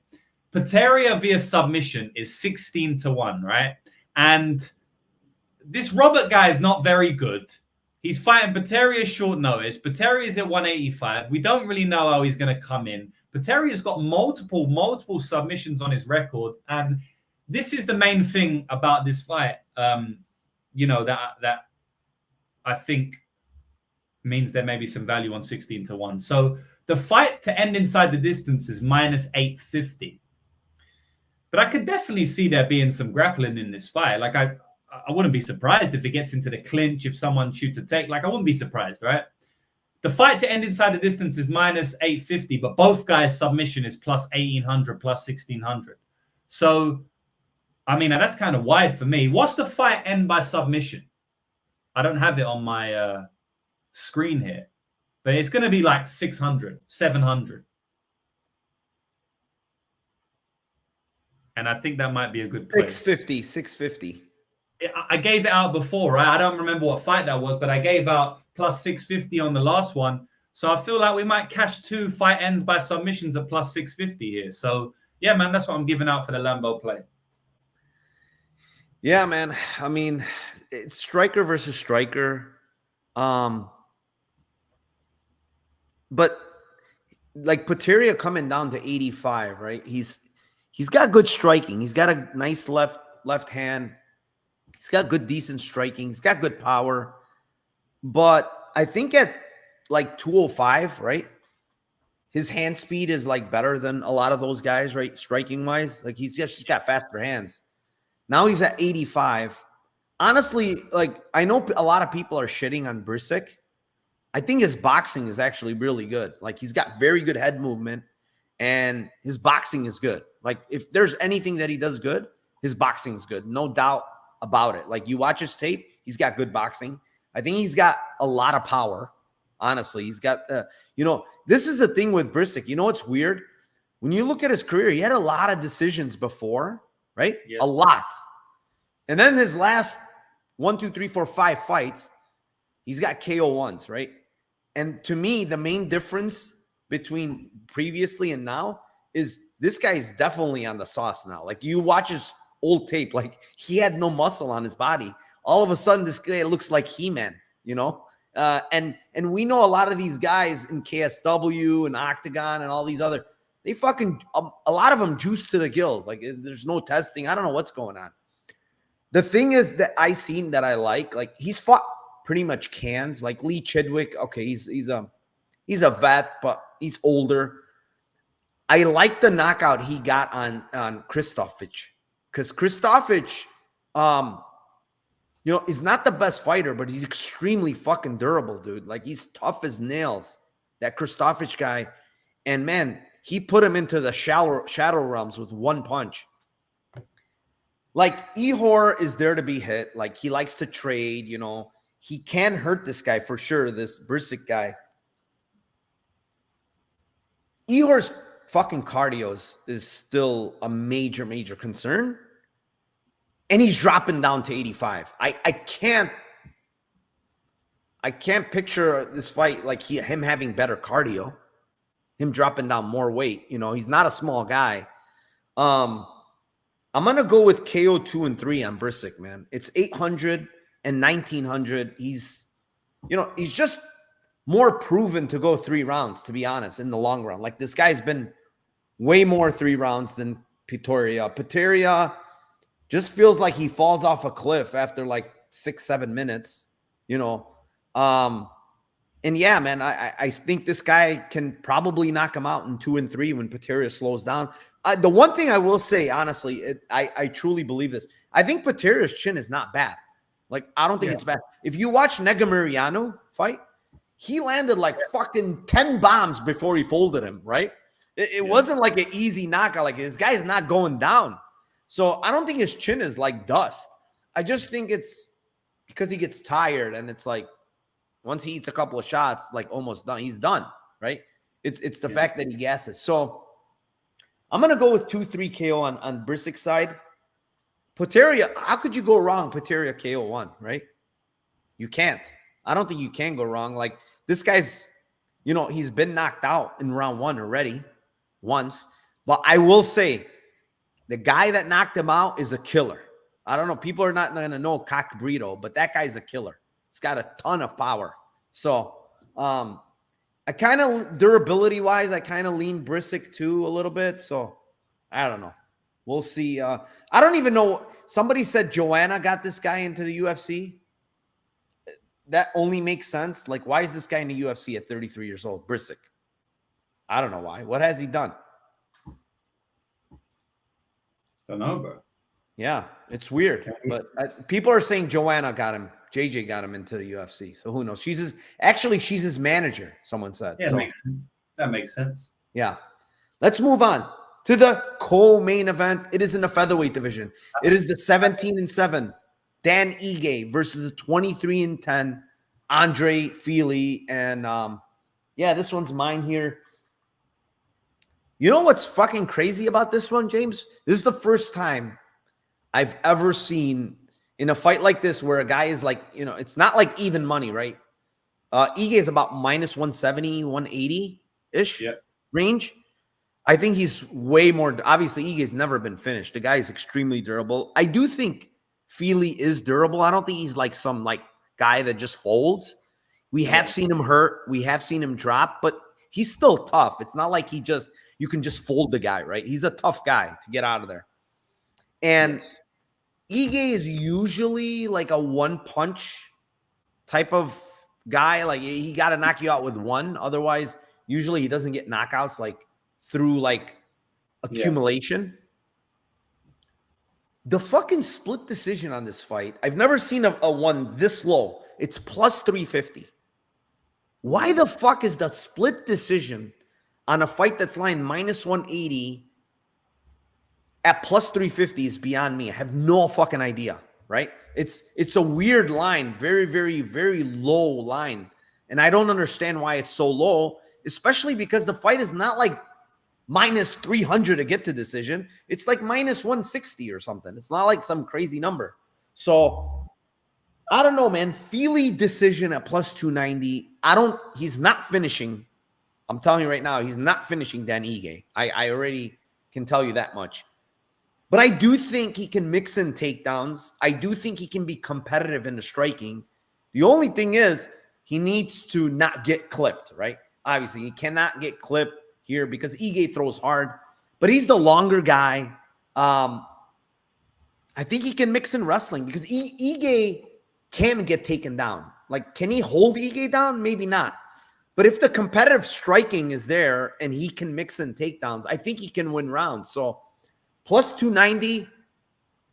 I mean, I was either leaning that, to be honest, or Ige KO. Those were my two. But I'm going to go with Fili. I think he's going to survive here. I think Fili, this decision plus 290. I think it's going to be close if it hits the scorecards. What do you have? Yeah, I like Ige here. I think that he's I just think he's going to win. I won't say that better fighter outright because I like Fili's kicks a bit more. I like Fili's control a little bit more with the jiu-jitsu. I feel like he's a bit more likely to go for takedowns. But I think Ige's just got a really good style to beat Andre Fili, which is very durable, hard to take down / hold down unless you get back control or something like that. And he's got great pressure, great cardio, and a lot of power. So I think that Ige is going to win the fight. I will say that Fili's tough, so it could go to decision. And I don't mind the split. What is Ige via split? Because I can't give you Ige decision at plus. That's the thing. It's like not like it's so weird because the guy is like split on him should be like, you know, it's very, very low, like shit prices. I don't remember. It's like plus 600 maybe, if that. Let me see. Yeah, plus 650 on his split, man. It's like fucking low. Well, I'll just give that because I think that there's a good chance that Andre Fili survives. I also think there's a good chance that Fili is just throwing a little bit more volume outside of the Ige's big shots. And we know these judges, man. The fight to go to a split is not really uncommon in the UFC. It happens basically every week. There's 1 or 2 fights to go to a split. Even when fights shouldn't go to a split, they still go to a split. Literally last week in the main event, we saw Nasruddin Imavov almost kill Roman Dolidze, and one judge scored it a draw. So for this fight to go to a split, I don't really see it. Definitely possible. There's not much on the board. So Ige via split at 600 or 650 is all right for me. Yeah. I mean, that's one way to bet it. All right, guys, we're done with all of these. Now time for the main event. Please hit the like down below. Subscribe to the channel. 190 of you still in here. Appreciate each and every one of you. Thank you to my man James for stepping in here with Tim being out. With that being said, for the main event of the night, it is in the middleweight division. It is the 23-8 Jack Hermansson versus the 12-2 Joe Pyfer. And it's off to you, James. Do you want to be like Joe? Yeah, be Joe Pyfer. Jack Hermansson needs to beat Joe Pyfer here, and I think that he's got a good chance of doing it. Now, I think that stylistically the matchup is bad for Jack. I think Pyfer's going to be able to push that pace and pressure. Jack is not very dangerous, so Pyfer is not going to mind swarming into punching range. And that's where he does his good work, right? When he can kind of pressure you, put you up against the cage. That's how he took down Al Hassan in his last fight. That's how he knocked out Gerald Meerschaert in the fight before that. Same with Amadovsky. It's always up against the cage when he presses the pace, which I think he can do at least early against Jack Hermansson. But I mean, Jack Hermansson is a veteran at this point in the UFC. Pyfer's done absolutely nothing in the sport. I don't really see how you get to minus 240 Joe Pyfer. But I have to give a bet for this fight, right? I hate this fight in terms of like betting because I want to play Jack Hermansson, but at the same time, I think it's a bad stylistic matchup for him. But if Jack Hermansson if he even gets past the first 7.5 minutes, I think he's massively live to win this fight. So I'm gonna go kind of crazy. Can we get something like a 4-5 decision or like a 3-4-5 or something, Narco? Now you're talking my language, James. All right. I mean, I'm right there with you, man. Like, listen, what do we know about Joe Pyfer in round 3, 4, and 5? Yeah. What do we know? Nothing. We know Hermansson in 3, 4, 5. We know he can go 3, 4, 5 easy, right? Pyfer, to me, honestly, even in the last fight against, he was kind of breathing heavy. He was getting his leg chopped off. Like, he got a takedown and finished, but like it wasn't the best look in round 2, to be honest. It just wasn't. Does the guy hit hard? Yeah, clearly. Is Hermansson old? Yeah, clearly. But yeah, I'm with you, man. You like the 3, 4, 5? It's 2,200, 2,800, and 3,500. Like, that's crazy. It's crazy. Like, think about this. All right. He gets tired. Pyfer gets tired, right? And now Jack ends up on top with this guy tired. What do you think happens, bro? Like, Jack has some of the most vicious ground and pound, and then you're tired on top of it. Like, it's probably going to finish you, Maybe not, but those prices are crazy, jaded towards, like, I don't know. They just don't feel right. 22, 28, and 35 for 3, 4, 5 on Jack Hermansson. Yeah, maybe Most likely, I think he gets knocked out. Like you said, I mean, it's probably he's going to get knocked out because he's hittable. It's the apex. You know what else, James? I noticed in Jack Hermansson's, I think he's fought in the apex 2 or 3 times. I can't remember. Let me make sure. I think he's fought in the apex only like 2 or 3 times. I think it was the Cannoneer fight. No, that was in Denmark. No, sorry. I take it back. Was it Vittori? Yeah, the Vittori fight and the Shabazian fight. Yeah. You know what's weird about him in the apex? Every other fight, when it's in a big cage, he's skirting the cage. You know, he's doing a little skirting, leg kicking, right? He does a lot of that. He doesn't do it in both of those fights, dude. He stands in the middle and starts trading and striking. It's so weird. He doesn't use any movement in those 2 fights. And I don't know why. Maybe it's the apex that kind of feels too small to like move around, or he doesn't have room. I don't know why. But in those 2 fights specifically, you watch him. It's fighting different.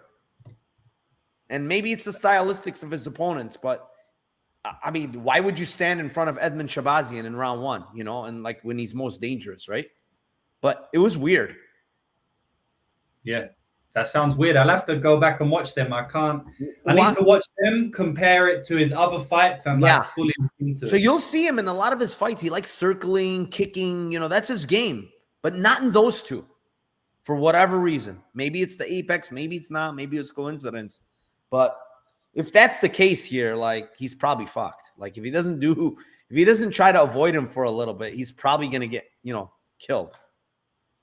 But it's more late, though. Like he's developed the kicking style a little bit more lately. Back in the day, he was more pushing his takedowns more than he is now. I remember he tried to get Jared Cannonier down a good few times, and then Cannonier ended up knocking him out. Whereas with the Chris Curtis fight, Roman Dolidze, he's more skirting around the outside. Yeah. So maybe it's based on the timing. I don't know. Yeah, it might be. It might be. I mean, those weren't. Yeah, I guess they were 2020 and 2021. I mean, he's fought only 3 times after those 2. So yeah, who knows? Yeah, but yeah, guys, that's all of them. Maybe you don't have. Do you have a Lambo parlay, James? Of course, bro. We gotta give the players a Lambo parlay. I don't have it off the top of my head, but last time that went well, right? Yeah, I think you just fired one off without even like. Yeah. Well, I did my parlay stream like an hour ago, and we got a lot of parlays, but I'm just gonna make one right now. I'll just have a look at the board if you don't mind. Okay, let me give mine, and then you could look at. I'll give you some time to look at yours. So. Okay. I'm gonna, you know, I'm honestly pretty confident in Pauga round 2, round 3. I really am. I'm probably placing a decent sized bet on it as well. And the sub 2-3, but the parlay is going to be a mixture of the 2-3 for Pauga. So just play 2-3. You're going to have to play 4 different parlays along with Vieira sub 1 and 2. So if you mix up those, or you could just take Vieira 1 and 2 if it's not much off. I didn't even look at that, but if it's like 60, 70 points, just take Vieira 1 and 2. Do not mess around with the sub, because you never know with the ground and pound. But they're going to be anywhere from like 39-1 to like 109-1. So because Pauga round 3 is 1,200, and then Vieira round 2 is around 650, I believe. That's going to give you about 109-1. Bang. I think Pauga is going to finish 2-3. I don't know why I'm so confident in that play, but it's kind of like Mali last week. I really think Pauga is going to finish 2-3, and I think it's going to come via sub. So if we hit that sub in 3 at 33-1, we're going to be partying this week, James. Do you got yours yet? Yeah, just thinking of the last leg. So can you add it up? Shoot it. Can you add it up for me? Yeah, go ahead. All right, so we got Kuamba money line.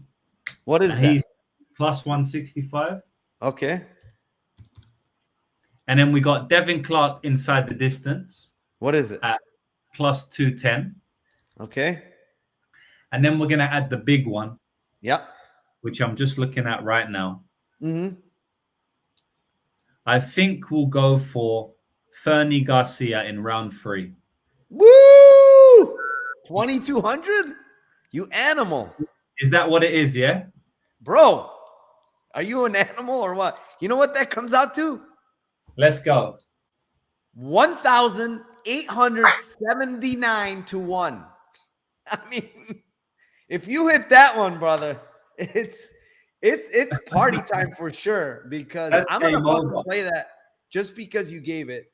Dude, like, We got a double back, man. We did it last time. Why can't we do it again? listen, if we hit this one, James, dude, you're going to have to fly out for this one. You just have to. Yeah. Like, We're going to have to. This is not one where you don't fly out for when you hit this type of a big one. So I'm going to play it. It's, again, it's Fernie, round 3, inside the distance for, who did Devin you say? Clark. Devin Clark. And what was the other one? Kuamba money line. Oh, Kuamba money line. Yes. Kuamba money line. Wow. That will be fucking something else if this hits. So ITD and round 3 for Fernie Garcia. You know, James doesn't like those like 50 to 1s or 70 to 1s. He wants 1,890 to 1. Boring, bro. What am I gonna do with 50 times my money? We need to 1,000 times up. Oh yeah, this is 1,000 times all right. This is you put $100 and you can really cash out a huge ticket. I think this is a lock, bro. This is a lock. Yeah, man. Listen, Garcia round 3. Maybe a lot of people don't see it. Pepe. You know what's crazy is we both saw it, and then Pepe came in. And did they talk about that? We all 3 of us see that round 3. Bro, this guy's a gasser, this Emil. He really is. And round 3 sub, because I picked the ends by sub, and then you picked the round 3. Yeah. So the round 3 sub is an auto play as well. I'm gonna probably play that. 55 to 1, bro. Yeah, mad. Bro. Crazy. Anyways, guys, 170 still in here. Thank you very, very much. Appreciate you guys. Thank you very much to my guest, James. I know this was a long stream. Sorry, bro. I know you've been going forever. Apologize. It's my fault with the timing and stuff. I don't know why. I thought you were in Australia for whatever reason. And I fucking looked at Nah. It's my fault. I'm an idiot. But thank you again for joining. Guys, my link is down below if you want to join my Discord. $25 a month. Well worth it. I mean, we've been smashing plays there left and right. So, James, what do you have? Anything where they can find you? I'm pretty sure all these people know where they can find you, but let them know where they can find you, what you have going on, my man. Yeah, thanks for having me on, first of all, man. We got it done anyway, an hour late or hour earlier, whatever it was, but we got it done. Hopefully it pays off. Hopefully we can pay the bills for some of the people in the chat this week and for ourselves. You know, we need to hit at least 1 or 2 of these. I'm sure we'll get a few long shots, man. I like a lot of these ones this week, you know. I don't really like the money lines and the over-unders this week. I like a lot of random props. Palga 2-3, Guskov round 1, that type of shit. So I think this is a good week for Lambo specifically. So bro, there's a lot of fights like that this week, I feel like, honestly. That's like the way you yeah, early for one guy, later for the other. I feel like a lot of them are like that. I'm just, after this stream, I'm going to bet like round 1, round 2. I'm just going to sprinkle my money for it. I think that's the way you attack the board this week. I got like 3 money lines and then I got a bunch of them to come. So yeah, hopefully it's a good week for the Lambos. If anyone is you're watching this on YouTube, you can just go to Lucrative MMA on YouTube. I got tons of content there. We're on Instagram as well. I put out loads of content on Instagram. I don't put out anywhere else. And we're on Twitter, and we're on TikTok, all of that, man. So Lucrative MMA is where you can find me on all platforms. That's it, man. Thanks for having me on. All right, brother. Thank you to everybody in chat. Thank you for joining us on a Thursday. I'm going to be gone for the weekend. I'm going to LFA tomorrow. Going to Vegas for the Super Bowl on Saturday morning. We're going to smash the Super Bowl too, James. But yeah, guys, thank you very, very much. One last thing. Let's fucking cash those tickets for UFC